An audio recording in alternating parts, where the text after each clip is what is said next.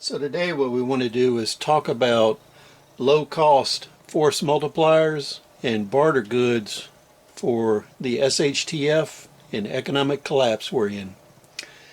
Now, in today's manufacturing environment, a lot of things can be made very cheaply and in mass.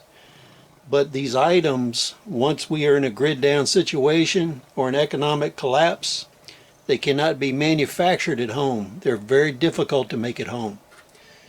So everything I'm showing you here is available for under $1, with the exception of the razor knife, which is around $6 at the dollar store. Now, I purchased everything here at the dollar store with the exception of the can openers, which I got online. Now, for $100, you can buy over 100 barter items. And these also operate as a force multiplier. So all of these items you can use at home to mend things, to manufacture things, and repair clothing. The first thing I want to do is look at needles. Needles are extremely hard to make at home, and you have basically two types of needles. This first pack is an all-purpose pack. It's made for mending clothes, mending light to medium fabrics. You can use these to repair wounds and stitch people and animals if you have to. So this pack was more expensive than most of the others I got. This one was $2.99 at Hobby Lobby. Now, when we look at this, you can see these needles are much larger than what comes in this pack. And this pack is for sewing leather, sailcloth, canvas, things like that.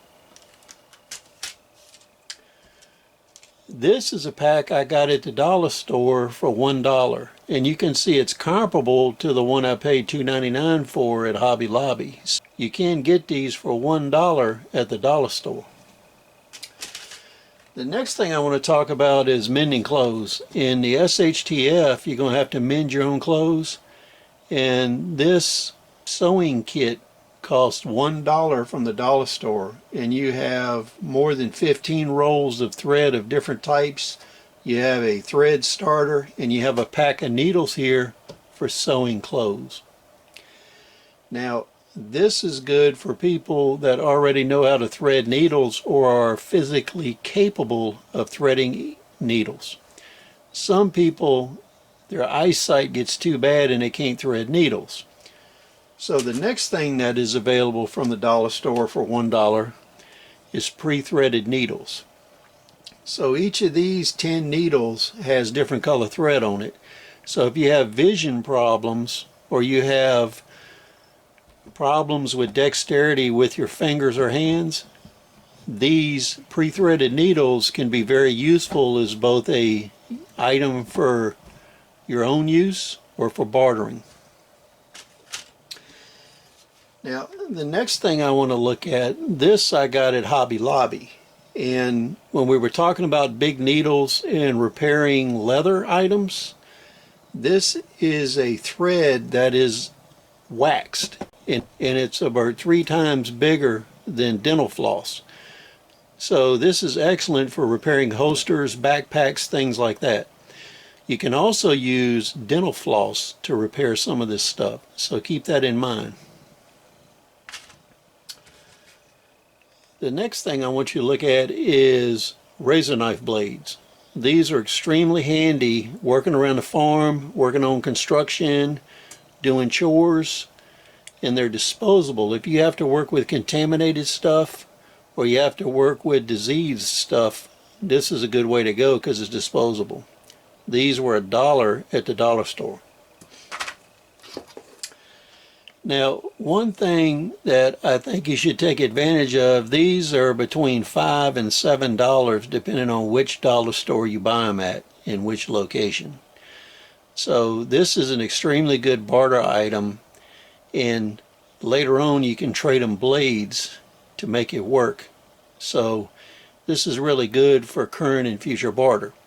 It's also good for using around the farm, workshop, or construction. And like I said, this is a lower cost model that's around $5 to $7.